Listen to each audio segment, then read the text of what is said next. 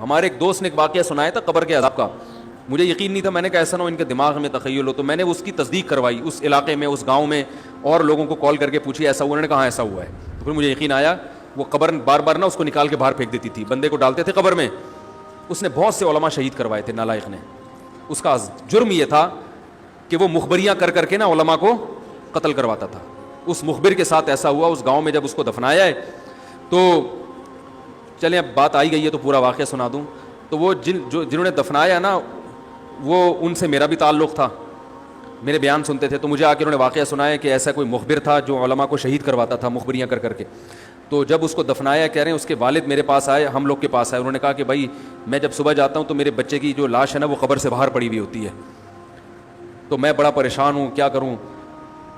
تو ہم پھر دفن کرتے ہیں تو اچھا قبر بالکل صحیح ہوتی ہے اوپر سے, اور وہ بندہ باہر ہوتا ہے, وہ دوبارہ بند ہو جاتی ہے قبر. تو ہم بڑے پریشان ہیں, کیا کریں, یہ کوئی شخص شرارت کر رہا ہے.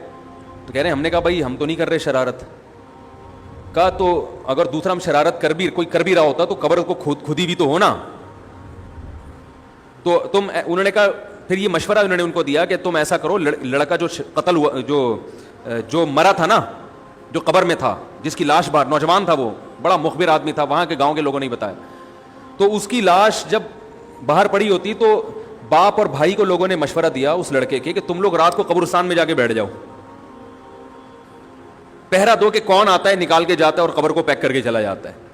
تو وہ صاحب مجھے بتا رہے تھے کہ اگلے دن وہ چیختے ہوئے آئے ہیں, چیختے ہوئے, باپ اور بھائی جو ہے نا, کہہ رہے ہم نے رات کو منظر دیکھا کہ پہلے ہمیں رات جب اندھیرا ہوا ہے نا تو قبر کے اندر سے چیخنے کی آواز آئی, اور ہمارے سامنے قبر کھلی ہے تو ہم نے اس لڑکے کو دیکھا کہ آگ جل رہی ہے اس کی لاش پہ, اور وہ ایسے ایسے اپنے سر کو پیٹ رہا ہے.